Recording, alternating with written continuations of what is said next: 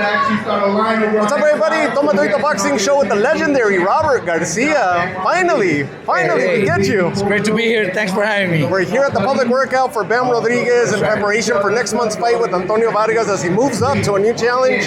How are we seeing this fight, and what's the motivation behind this new challenge? Well, look, Bam is all about challenges. You know, we had the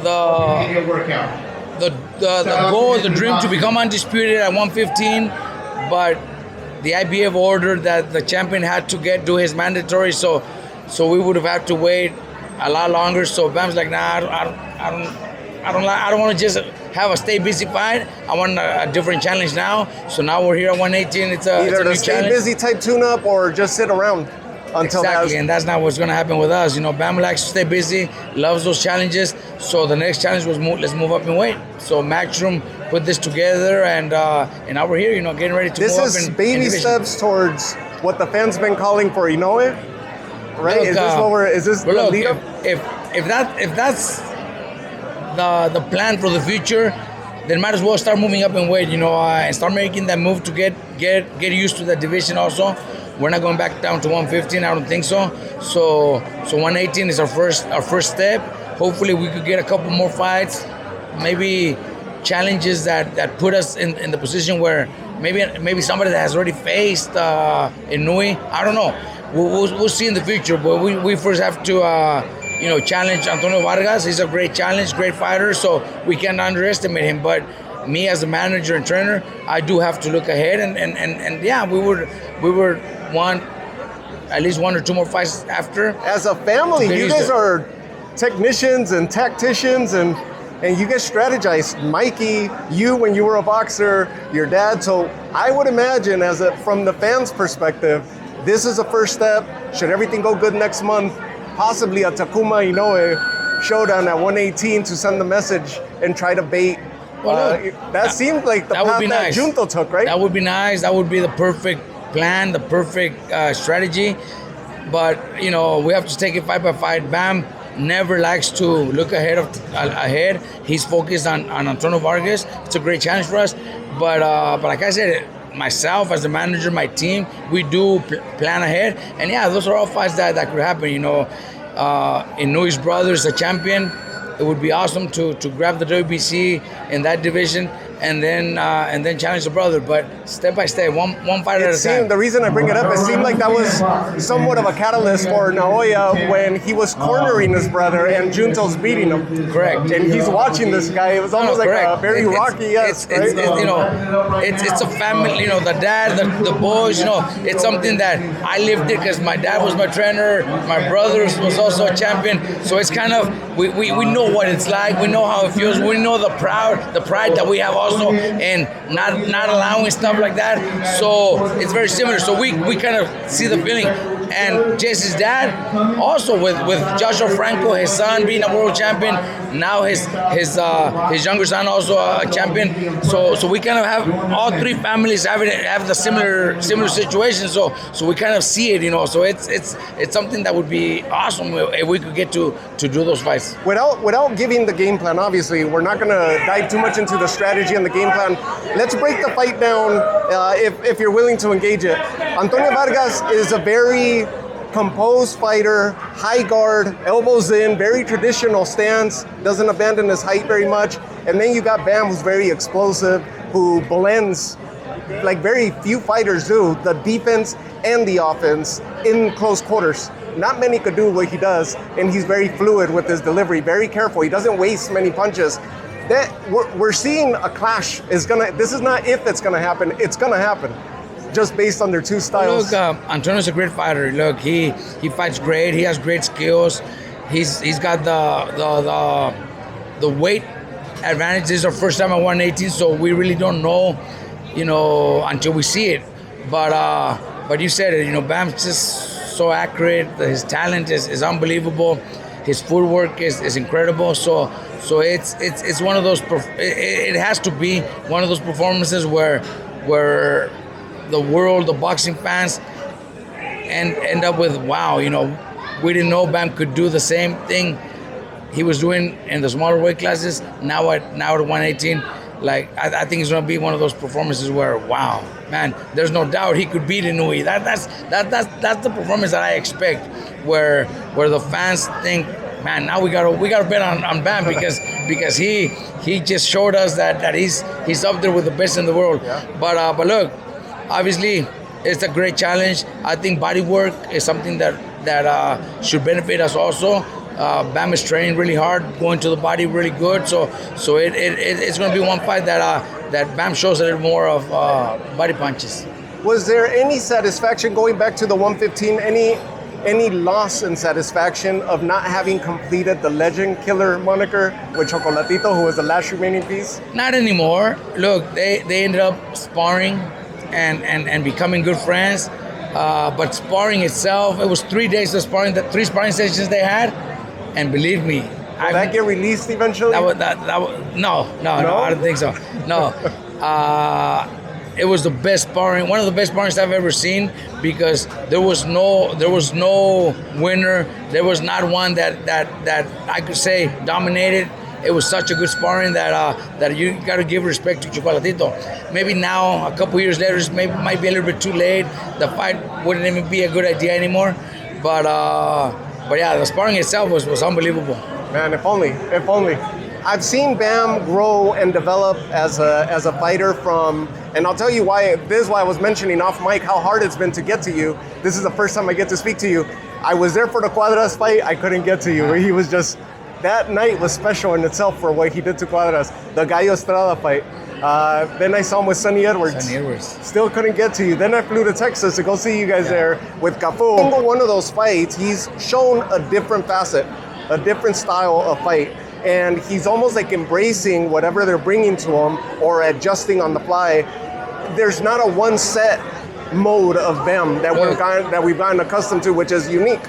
This is what makes Bam special. Look, Bam has had most of his performances where he's dominating, he's convincingly winning every round, but he wants more. He wants to do more. He wants to do that. That's why I rate Bam as number 3 pound for pound. I know there's some people that already put Shakur because of his last performance against Teofimo Lopez, but Shakur did enough to look sensational, but didn't push himself that extra.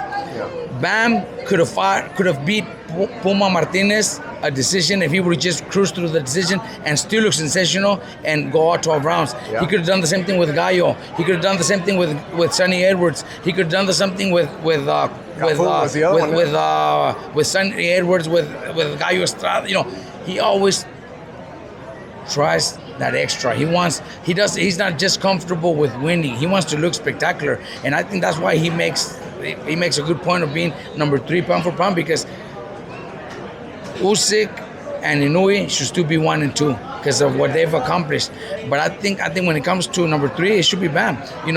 Shakur is great, pound for pound, has great talent, but if he has a fight under control, then he continues to do the same. He doesn't give it that extra to show the world a little bit more. Bam does. Every single fight you see Bam involved, he's gonna give it that extra.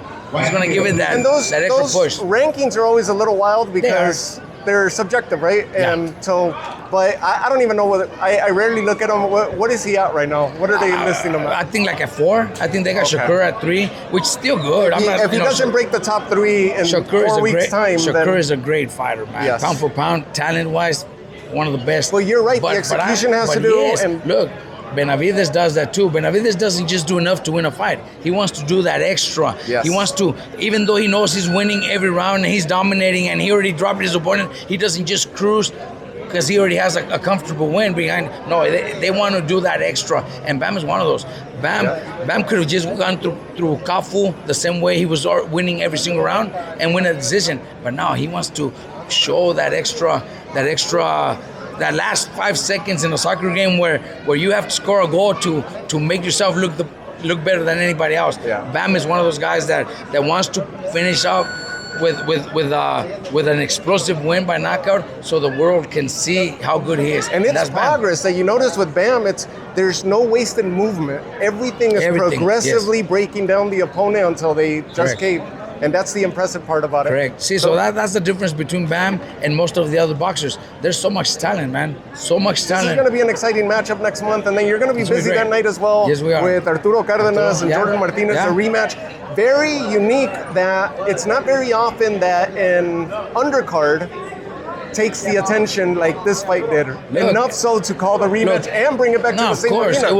It was a very close fight. It was a fight that could have gone either way. And in reality, those type of fights, you can't argue robbery because it was such a close fight that it could have gone either way. If it would have gone to Fuentes, I would have not argued anything because it was such a close fight. He fought a great fight.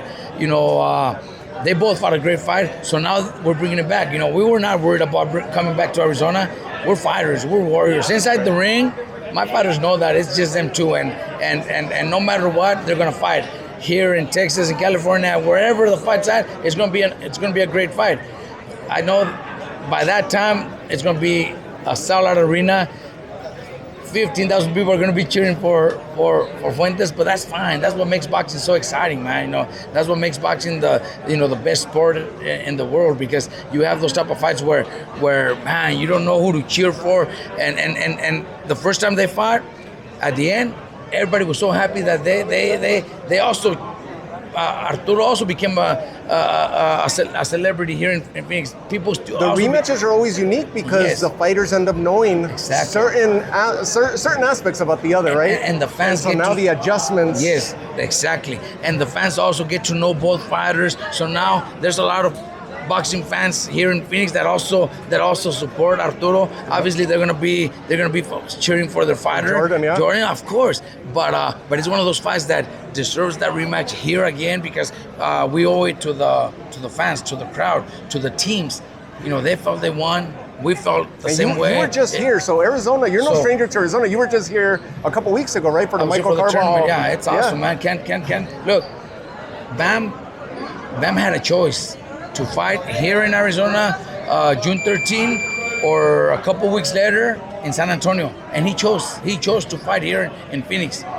This is where his stardom took off. He became with champion the here. Fight, yeah. That's for Squads. And every time he fights here, he becomes champion. Yeah. He became champion against Gallo. He became champion against Sonny because it was a unification fight. Yeah. And this is another challenge for him. So he loves it here. I'm telling you, he had a choice. We gave him a choice. You fight in Phoenix June 13, or you fight in San Antonio a couple weeks later, and he chose to fight here in Phoenix. Coach, I'm going to close out with this. Are you okay diving into some of your other fighters? No problem. So let's talk about your other champions. Vergil, still on the stand still? Still on the stand right now. From what I understand, a couple weeks ago, working with Duarte and Golden Boy Promotions, Oscar himself, Eric Gomez, Toma, they've been communicating with Vergil and the manager. So they were very close to resolving everything. Okay. So hopefully we should know something before the end. I think mid next month we should have everything resolved, and hopefully we could get Vergil back in action. Perfect. That'd be amazing. Raymond Muratalla, it looks like he's slated for August. Yeah. That's we don't have. It's not official yet, but we're targeting August, early August in Southern California, a voluntary tower defense for his family. Lomachenko's return, all that. That's awesome, man. But Lomachenko, is not with Top Rank anymore, so I don't know. I just read that he signed with Sufa. Those are the ones I heard. Lomachenko's returning, Floyd Schofield, Lucas Body as a potential opponent. Lomachenko signed with Sufa, so I don't see that happening. Raymond's IBF champion, and the IBF doesn't really. He'll be locked in there. Yeah. They just vacated the two champions that signed with Muratalla and Hitchens. Right? They both vacated, so I don't see that happening, because we have the IBF title. But look, we'll see Ray pretty soon defending that title. August, early in August, and then after that we have to really give it a second thought, because it's hard. 135 is already getting a little bit hard for Raymond, so I think 140 is going to be our next step. And then Duarte, Lindolfo Delgado, that's the rumors going out there, but those are two of your fighters. Well, Lindolfo Delgado is ranked number 1, so he's the one fighting for the world title. So they go to the next one. The IBF goes to the next one. Teofimo said no. And Teofimo said no, and Duarte was the following one. But we had already talked about that, and yes, with Duarte we're going through the WBC. Mauricio Suleiman, supported that and is supporting Duarte to follow up on with the WBC. So we're going the WBC direction. Same weight or same weight? Okay. But I heard you mention welterweight. It's a possibility too, but right now still same weight. So Duarte is going through the WBC, so that gives me a relief. Because WBC at welterweight would pin us in a rematch with Ryan. Why not? Right? Why not? That'd be nice. So now I think our next step is this Saturday. If I'm not mistaken, this Saturday, Keyshawn Davis fights. Oh, that's right. He's the next. Albright, yeah. He's the next guy in the rankings. So they're gonna go to him, and if he decides to take the fight, then it'll be against him. But he's also ranked number 1 in the WBO, and if I'm not mistaken, Teofimo's gonna vacate the title, so he might choose the WBO to fight for the vacant WBO title. I don't know. Honestly, I don't know. So that's still open, but for sure they're not going to be facing off against each other. No, they're not fighting each other. No. And then you got a whole stable of young fighters as well, and you're doing a lot of local shows in California. Chop Chop being one Correct. of them. And out of those fighters, which one's the next star? Because you're building stars out there. I think now that he's ranked number 9, and I think two of the guys that are on top of him, I think one of them just failed a drug test, and the other one signed with Sufa. So that puts Chop Chop at number 7 in the IBF. So I think Chop Chop is probably the closest one. But let's not forget Curiel. Curiel is also, he's at the welterweight division, so he's like number 3 in the WBC. So Curiel is also very close to maybe challenging. And that for the last world fight title. that he took was a catchweight, right? Oh, we had to move up 2 divisions because his opponent, Rocha, decided he couldn't make weight, and so we had to bring in a late replacement. It was 2 divisions higher, so it was a risky challenge, but he pulled it off. He's ranked number 3 in the WBC, if I'm not mistaken. So it's Curiel is very close, Chop Chop's very close. I think those two have the talent to become great champions soon. The future stars of RGBA. Definitely. And you should see the young ones that I have. I got 2 brothers that are 16 and 17. I got little kids like 12-year-olds that are awesome, man. So we have the future. If I'm welcome, when I find myself in Southern California, I could talk boxing with you for hours. Definitely, anytime. And this is exciting. That'd be awesome. I would love to meet Pita as well. That'd be awesome. So best of luck next month, and then hopefully I'll catch up with you. Thank you. At that time. Definitely. Thank you. Awesome. Legendary Robert Garcia, everybody.